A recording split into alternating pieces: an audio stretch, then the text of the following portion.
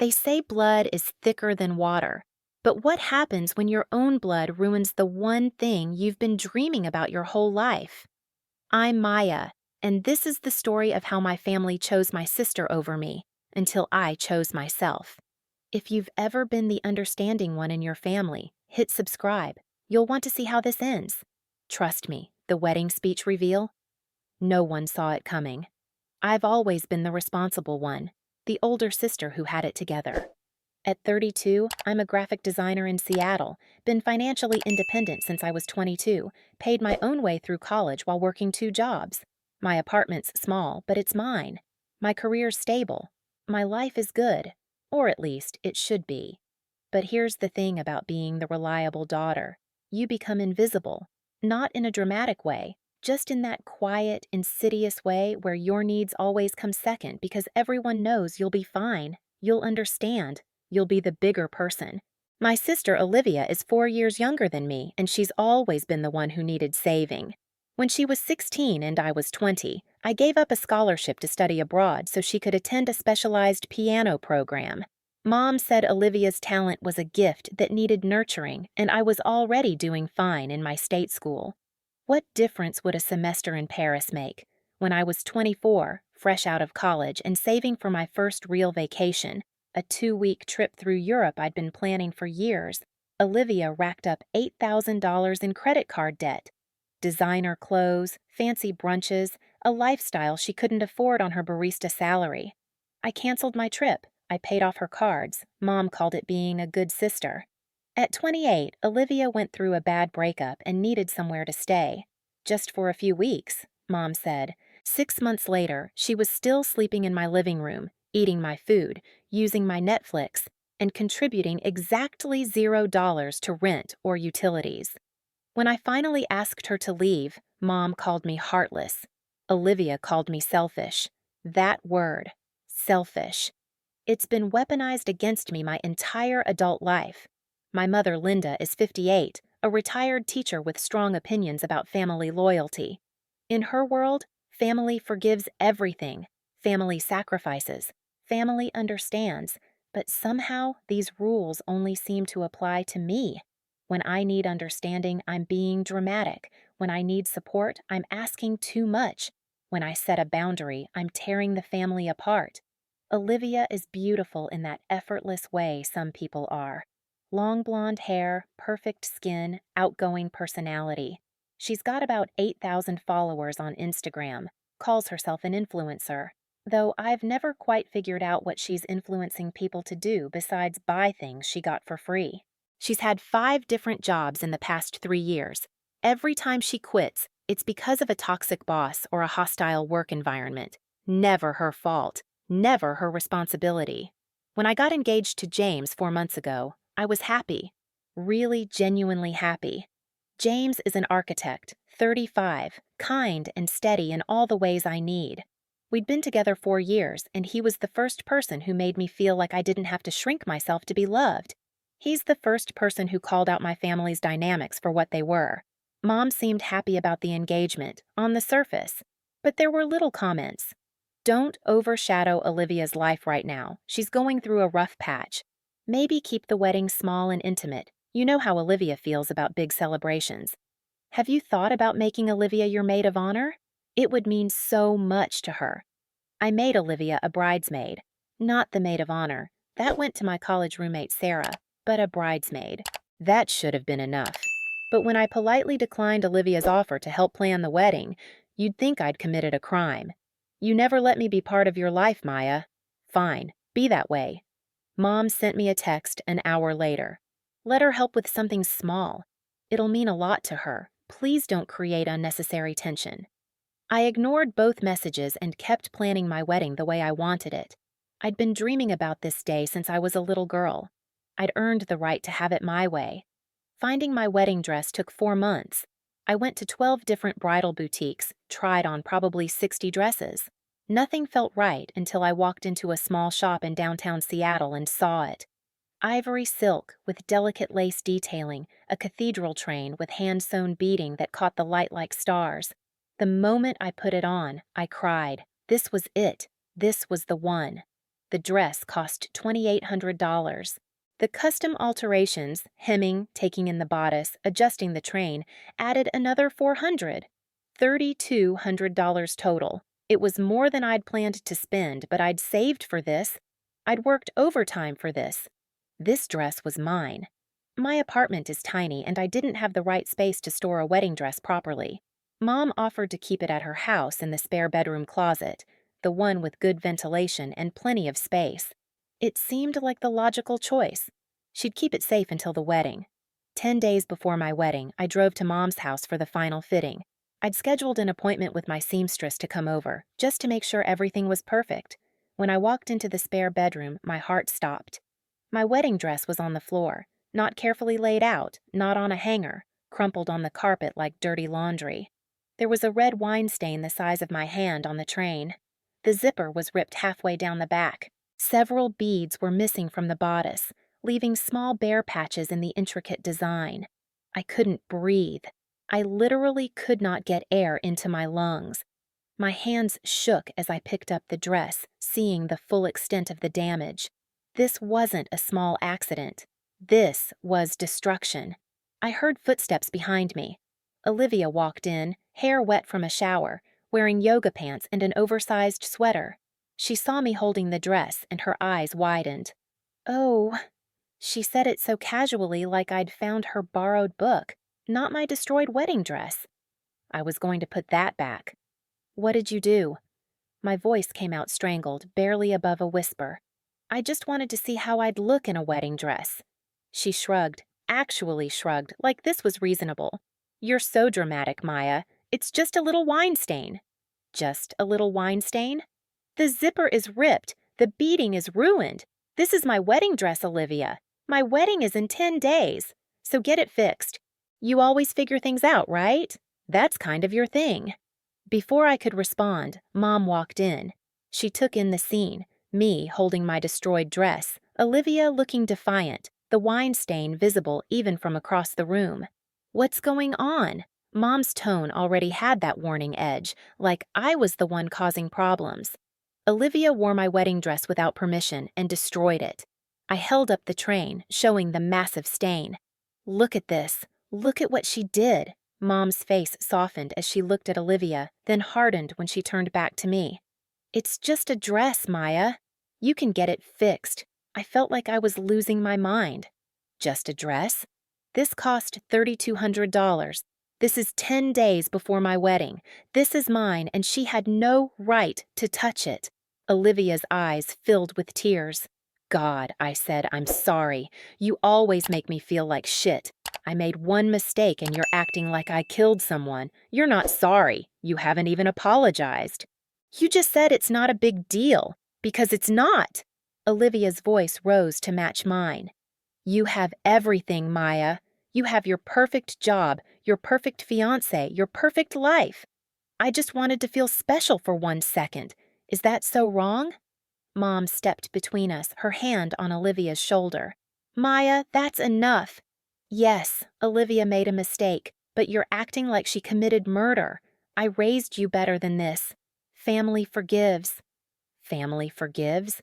I stared at my mother, this woman who'd taught me to read, who'd driven me to soccer practice, who'd been my whole world as a child. She was looking at me like I was a stranger, like I was the problem. "Are you serious right now? If you don't forgive her, don't expect me at your wedding." Mom said it quietly, but the threat was crystal clear. I looked between them, my mother, protective hand on my sister's shoulder, and Olivia, tears streaming down her face in a performance I'd seen 100 times before. Neither of them saw me. Neither of them cared that I was 10 days away from my wedding with a destroyed dress and a broken heart. I carefully folded the dress, damaged silk heavy in my arms, and walked out of that house without another word. James was at our apartment when I got home. One look at my face and he wrapped me in his arms. "What happened?" I told him everything.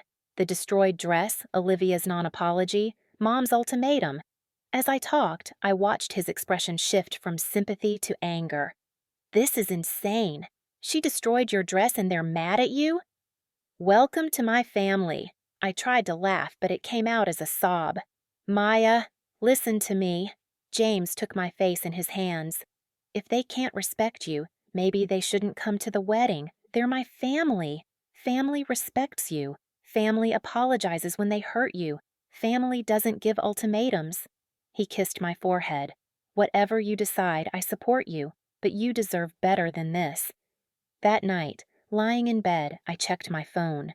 3 texts from Aunt Karen, my mom's sister. Heard about the dress drama. You're being too harsh on Olivia. She made a mistake. Everyone makes mistakes. Don't be the daughter who tears apart the family over a dress. I didn't respond. I opened Instagram and saw that Olivia had posted to her story. A sad selfie, eyes red from crying, caption reading, "When your own sister won't forgive you for one mistake." The comments rolled in. "Your sister sounds toxic. Family first. She'll regret treating you this way. You deserve better." 237 comments, and not one of them knew the truth. They saw Olivia, beautiful and tearful, playing the victim role she'd perfected over 28 years, and they believed her because that's what Olivia did best. I spent the next day calling every alterations shop in Seattle. The answer was always the same. 10 days wasn't enough time. The wine stain was set deep in the silk. The zipper would need to be completely replaced. The beading was custom and no longer available. "I'm sorry," they all said. "There's nothing we can do." I ended up at a different bridal boutique, buying a dress off the rack. It was simpler than my original dress, less detailed, less special. It cost $1,500. Not as much as the first dress, but still a significant expense. An expense I wouldn't have had if Olivia had simply left my things alone. When I texted Mom to tell her I'd bought a new dress, her response was brief. "Good. Glad you worked it out. Are you ready to apologize to your sister now?" I didn't respond to that either. Olivia never offered to pay for the damaged dress. Mom never suggested she should. The subject was simply dropped, as if it had never happened, as if my sister destroying my wedding dress was just another small inconvenience in the story of our family. The days before the wedding blurred together in a haze of final preparations and forced smiles. James kept asking if I was okay. I kept lying and saying yes, but I wasn't okay. Every time I looked at my new dress, nice, but not the dress I'd dreamed about, I felt a fresh wave of anger and hurt. Sarah, my maid of honor, was furious on my behalf. "Uninvite them. Seriously, Maya. Your sister ruined your dress and your mom threatened to skip your wedding unless you apologized. These people are toxic. There's that word again. Toxic. I'd spent 32 years avoiding it, reframing it as complicated or difficult, or just how families are. But maybe Sarah was right. Maybe I'd been making excuses for unacceptable behavior for far too long. Still, I didn't uninvite them. Some part of me, that little girl who'd loved her mom and sister, couldn't quite cross that line. So they stayed on the guest list, and I stayed silent, and the wedding approached like a storm on the horizon. The morning of my wedding arrived with perfect September weather. Clear skies, 70 degrees, a light breeze. The kind of day you dream about when you're planning an outdoor ceremony. I should have been happy. I should have been excited. Instead, I felt numb. Mom and Olivia arrived at the venue 2 hours late. No apology, no explanation. Olivia was wearing a white floral dress with a full skirt. Anyone who knows anything about wedding etiquette knows you don't wear white to someone else's wedding. Mom was in navy blue, appropriate enough, but her expression was cold. "Let it go, Maya." Mom said it before I could comment on Olivia's dress. "Today is your day. Don't let her ruin it." The irony was almost funny. Don't let her ruin it, as if Olivia hadn't already ruined my original dress, my peace of mind, my relationship with my family. The ceremony itself was beautiful. James cried when I walked down the aisle. His vows were perfect. My vows were honest. We kissed. We were married, and for those few minutes, I forgot about everything else. I forgot about the destroyed dress and the family dynamics and the years of being the responsible one. I was just happy. Then came the reception. The ballroom looked like something out of a magazine. String lights, floral centerpieces, a live band. We'd spared no expense, and it showed. Our guests were laughing, dancing, celebrating. It should have been perfect, but I kept seeing things that made my jaw tight. Olivia checking her phone during our first dance. Mom barely smiling in photos. Aunt Karen giving me cold looks across the room. My family, present in body but absent in spirit, making it clear they were here under protest. The speeches started after dinner. James's best man told embarrassing college stories. Sarah talked about our friendship, about how happy she was to see me with someone who truly appreciated me. And then it was Mom's turn. She stood up, microphone in hand, and smiled at the crowd. My girls. I'm so blessed to have two beautiful daughters. Olivia, so creative and free-spirited. And Maya, always so responsible and dependable. She talked about both of us, splitting her speech down the middle as if this were a joint celebration and not my wedding. She didn't mention the years I'd supported Olivia financially. She didn't mention the sacrifices I'd made. She talked about family and love in the most generic terms possible, and when she finished, she got polite applause and sat down. James's mother, Patricia, was 62, a retired lawyer with sharp eyes that missed nothing. She'd been watching my family all day, and I'd seen her expression grow increasingly concerned. 3 days before the wedding, she'd pulled me aside. You deserve to speak your truth. I don't know what you mean. I'd tried to deflect. Patricia had given me a look that said she knew exactly what was happening.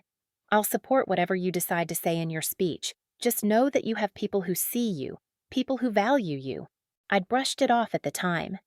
But now, sitting at the head table, watching Olivia flirt with James's cousin, watching Mom check her phone like she had somewhere better to be, I felt something shift inside me. I'd prepared 2 speeches. One was safe. Thank everyone. Talk about love. Keep it light and cheerful. The other was honest. I'd written it at 3 in the morning 2 nights ago, unable to sleep. Years of suppressed feelings pouring out onto the page. I'd never intended to read it. It felt too raw, too confrontational, too much. But looking at my family now, at the people who were supposed to love me unconditionally but only seemed to love me when I was convenient, I made a decision. I stood up. James looked at me, surprised. The speeches were technically over. This wasn't scheduled, but he nodded, trusting me, and handed me the microphone. I have some things I'd like to share with everyone here. My voice was steady, clearer than I expected. The room quieted. 200 guests turned to look at me. Mom had a nervous smile on her face. Olivia was still on her phone, barely paying attention. I want to thank you all for being here today. Truly, family means everything to me. I've always believed in putting family first, sometimes to my own detriment. Mom's smile tightened. She sensed something coming. 10 days ago, my sister wore my wedding dress without permission and destroyed it. Gasps rippled through the crowd. Olivia's head snapped up from her phone, eyes wide. James squeezed my hand under the table. I'm not talking about a small stain or a loose thread. I'm talking about red wine spilled across the train, the zipper ripped, beading torn off. $3,200 of damage to the dress I'd been dreaming about for months. The room was dead silent. I could see James's family leaning forward, shocked. My own family was frozen, Mom's face going pale, Olivia's turning red. When I asked for an apology, my mother told me I was being selfish. She threatened not to come to my wedding if I didn't forgive Olivia immediately. My sister never said she was sorry. She said I was being dramatic, that it was just a dress. I paused, looking directly at my mother. But this isn't new. This is a pattern that's been going on my entire adult life. When I was 16, I gave up a scholarship to study abroad so Olivia could attend a specialized piano program. When I was 24, I canceled my dream trip to Europe to pay off Olivia's $8,000 credit card debt. When I was 28, she lived in my apartment rent-free for 6 months. My voice cracked slightly, but I pushed through. And every single time I asked for basic respect, for basic consideration, I was told I was being selfish. I was told to be the bigger person. I was told that's what family does. Patricia was standing now, tears in her eyes. Several of James's aunts were nodding, recognition on their faces. My cousin Emma was crying quietly. Today, I'm choosing myself. And I'm done apologizing for it.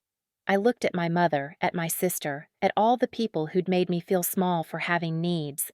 To my family, I love you, but I will no longer accept being treated as less than. I will no longer be the one who sacrifices everything while others sacrifice nothing. I will no longer be called selfish for wanting respect. I turned to face the rest of the guests. To everyone else here, never let anyone make you feel guilty for having boundaries.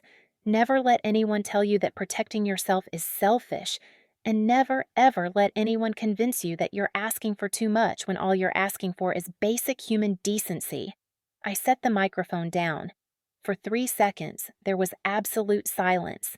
Then Patricia started clapping. Within moments, 70% of the room was on their feet, applauding. James stood and wrapped his arms around me, whispering, "I'm so fucking proud of you. But my family?" Olivia stood up, chair scraping loudly, and screamed, "You're a bitch!" before storming out of the ballroom. Aunt Karen followed immediately. Mom sat frozen for another 30 seconds, her face bright red, tears streaming down her cheeks, before she stood and walked out without a single word. Sarah appeared at my side, squeezing my shoulder. That was the bravest thing I've ever seen. The band started playing, the party continued, and for the first time in my entire life, I felt light. I'd spoken the truth, and the world hadn't ended. In fact, it felt like it was just beginning. James and I had our first dance as a married couple, surrounded by people who genuinely cared about us, people who weren't asking me to be smaller, quieter, more accommodating, people who celebrated me for standing up for myself. But I knew this wasn't over. I knew there would be consequences. And sure enough, the next morning, they arrived. My phone exploded with notifications. 47 text messages, 12 voicemails, social media notifications I couldn't even count. I lay in bed next to James in our hotel room. We were leaving for our honeymoon to Hawaii that afternoon and watched my phone light up over and over. "Linda, you embarrassed this family. How could you do that to us? To your sister? On your wedding day?" Olivia had sent a barrage of texts, each one escalating in anger. "I hate you. You ruined my life. Everyone thinks I'm a terrible person because of you. You're a selfish bitch and I hope you're happy. Mom is devastated, devastated. But you don't care, do you? You never cared about anyone but yourself." Aunt Karen, your mother is heartbroken. She's been crying all night. I hope you're proud of yourself. This is what happens when you air family business in public. You should be ashamed. But there were other messages too. Cousin Emma, I've been waiting for someone to say that for years. Thank you. Uncle Dan, my father's brother. About damn time someone stood up to that nonsense. Your dad would be proud. And Sarah, you're trending on TikTok. Someone posted a video of your speech and it has 2.3 million views. I opened TikTok with shaking hands. There it was. A guest had filmed my entire speech from their table. The caption read, "Most honest wedding speech I've ever heard." The comments were overwhelming. This is exactly what I needed to hear today. I'm the Maya in my family, and this made me cry. Setting boundaries isn't selfish, it's self-care. Her mother's face when she started talking, priceless. But there were negative comments too. She aired her family's dirty laundry at her own wedding. Tacky. Some things should stay private. That poor sister humiliated in front of hundreds of people. James read over my shoulder. "You know what? Screw them. Turn off your phone. We're going to Hawaii and we're going to enjoy our honeymoon. Your family had years to treat you better. They chose not to. That's not on you." He was right. I turned off my phone, and for 2 weeks we lay on beaches, went snorkeling, ate fresh pineapple, and didn't think about anyone else. It was the most peaceful 2 weeks of my life. But real life was waiting when we got back. The family group chat had been dissolved. I learned this from Aunt Rachel, my mother's younger sister, who called me the day we returned. Rachel had always been different from the rest of the family, more independent, more willing to call out bad behavior. "I need you to know something." Rachel's voice was serious. "I've watched your mother enable Olivia for years, and I'm glad someone finally said it. But there's more you should know." "What do you mean?" Olivia borrowed $5,000 from me 2 years ago. Said it was for dental work. She's never paid back a cent. When I asked her about it last year, she told me I was being materialistic and money-obsessed. Your mother told me to let it go because Olivia was struggling. I closed my eyes. Of course she did. I'm telling you this because you need to know you're not alone. You're not crazy. The pattern you described in your speech? I've seen it too. I've experienced it too. And I'm proud of you for finally naming it. After I hung up with Aunt Rachel, I made a decision. I wasn't going to chase reconciliation. I wasn't going to apologize for telling the truth. If my mother and sister wanted a relationship with me, they could take the first step. And that first step needed to include a genuine acknowledgement of the harm they'd caused. 3 weeks passed, then a month. No apology came. Olivia posted a long Instagram rant about narcissistic siblings who turn their families against each other. She didn't mention me by name, but it was obvious. The post got torn apart in the comments. People who'd seen the viral video called her out. Didn't you destroy her wedding dress? Sounds like you're the narcissistic one. She deleted the post within 2 hours and made her account private. Life went on. James and I settled into married life. I got a promotion at work, leading a major campaign for a tech startup. We talked about buying a house, about maybe starting a family in a year or two, and slowly the drama faded into background noise. Then came Thanksgiving. Every year since I was a child, Thanksgiving had been at Mom's house. The whole extended family crammed around her dining room table, eating too much turkey and pretending everything was fine. I'd assumed this year would be different, that the silence between us meant we wouldn't be getting that invitation. I was wrong. 3 days before Thanksgiving, Mom texted, I expect you and James for Thanksgiving dinner at 3 p.m. Time to move past all this. Not an apology. Not an acknowledgement. Just an expectation that I'd show up and pretend nothing had happened, that I'd slip back into my old role of the understanding daughter who lets things go. I showed the text to James. He shook his head. You know what you need to do. I did. I typed out my response carefully. We're spending Thanksgiving with James's family this year. You're welcome to reach out anytime you're ready to have an honest conversation about what happened. Until then, I need space. Her response came within minutes. So you're choosing his family over your own? This is what I get for raising you? Fine. Don't expect me to be there when you need me. I didn't respond. I turned off my phone and went to help James prep our contribution to his family's Thanksgiving dinner. Patricia's house was warm and full of laughter. James's siblings and their kids were already there when we arrived, and I was greeted with hugs and genuine enthusiasm. Patricia pulled me aside at one point, squeezing my hand. Your family now. Not just because you married James, but because you deserve to be part of a family that sees your worth. You're the daughter I always wanted, Maya. I cried in her bathroom for 5 minutes after that conversation. Not sad tears, but relief. I'd spent so long thinking there was something wrong with me, that I was too sensitive or too demanding.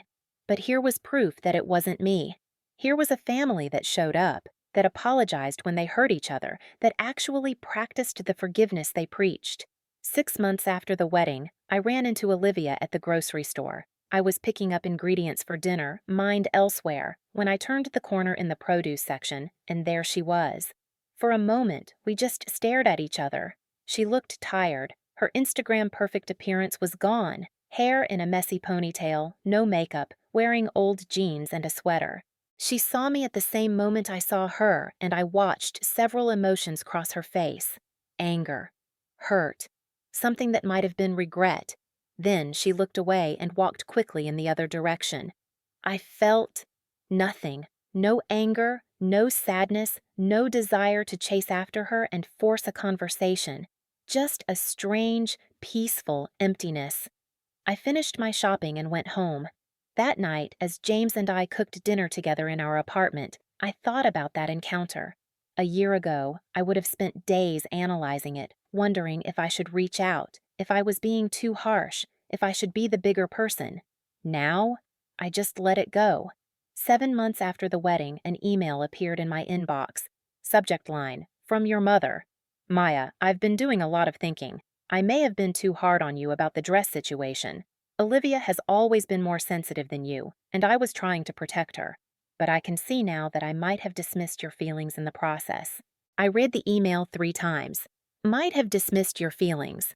Not, I was wrong or I'm sorry. Just a vague acknowledgement that maybe, possibly, she'd made a mistake.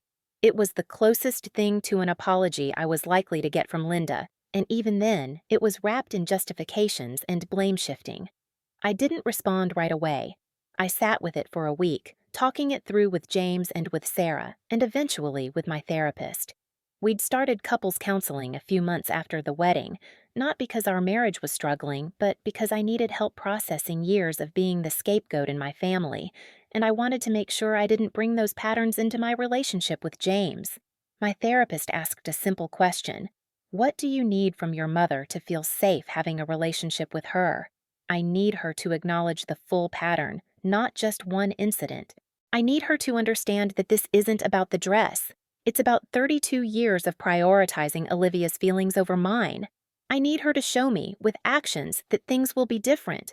Words aren't enough anymore. And has she done any of that? No. So, you have your answer. I responded to Mom's email with a carefully worded message. Thank you for reaching out.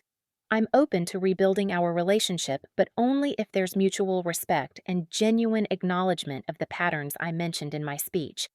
I'd be willing to meet for coffee to discuss this further, with the understanding that reconciliation will take time and consistent effort from both of us. I'm not interested in pretending nothing happened and going back to the way things were. She never responded to that email. 9 months after the wedding, James and I found out we were pregnant. It was earlier than we'd planned, but we were thrilled. As my first trimester progressed, I thought about what kind of mother I wanted to be, what kind of family I wanted to build, and I realized I didn't want my child growing up watching Grandma treat Mommy like her needs didn't matter. I didn't want my child learning that love means accepting mistreatment. I didn't call my mother to tell her about the pregnancy. I didn't post about it on social media where Olivia might see. I told the people I was closest to, James's family, Sarah, Aunt Rachel, a handful of friends. And I let everyone else find out in their own time. A year after the wedding, I was visibly pregnant, glowing with that second trimester energy, when Patricia threw us a baby shower. It was small and intimate, held in her backyard on a perfect spring afternoon. James's sisters were there, Sarah, my work friends, Aunt Rachel, people who genuinely cared about me and my growing family. Near the end of the shower, Patricia stood up to make a toast. She'd had a glass of wine and her cheeks were pink, her eyes bright with emotion. To Maya. When she first became part of our family, I saw a woman who'd spent her whole life making herself smaller to keep the peace. Now, I see a woman who knows her worth, a woman who sets boundaries, a woman who's going to raise her child to do the same. We're so lucky to have you. Everyone raised their glasses. I cried happy tears, and I didn't think once about the family that wasn't there. But they heard about the pregnancy eventually, through mutual connections, through small-town gossip, through the mysterious way news travels even when you're not trying to share it. 2 days after the baby shower, I got a text from Olivia. Congratulations on the baby. That was it. No apology, no attempt at reconnection, just those 4 words. I almost didn't respond. But something in me, maybe the hormones or maybe just closure I needed, made me type back, "Thank you." Nothing else. No opening for further conversation, no invitation back into my life, just a basic acknowledgement. She didn't text again. My daughter was born in October, exactly 1 year and 1 month after my wedding. We named her Claire. She had James's dark hair and my green eyes, and from the moment I held her, I knew I'd made the right choice. This was my family now. These were the people I'd protect and prioritize and love unconditionally. When Claire was 2 weeks old, a package arrived at our door. Inside was a hand-knitted baby blanket in soft yellow yarn and a card. The card read, "Congratulations on your new arrival. I hope motherhood brings you joy." Mom, no request to meet Claire, no apology. Just a blanket and a distant, formal message. James looked at me as I held the blanket. "What do you want to do?" "I want to send a thank you note and leave it at that. We're not ready for more than that. maybe we never will be. And that was okay. I'd spent my whole life being told that family forgiveness was mandatory, that grudges were toxic, that the bigger person always extends the olive branch first.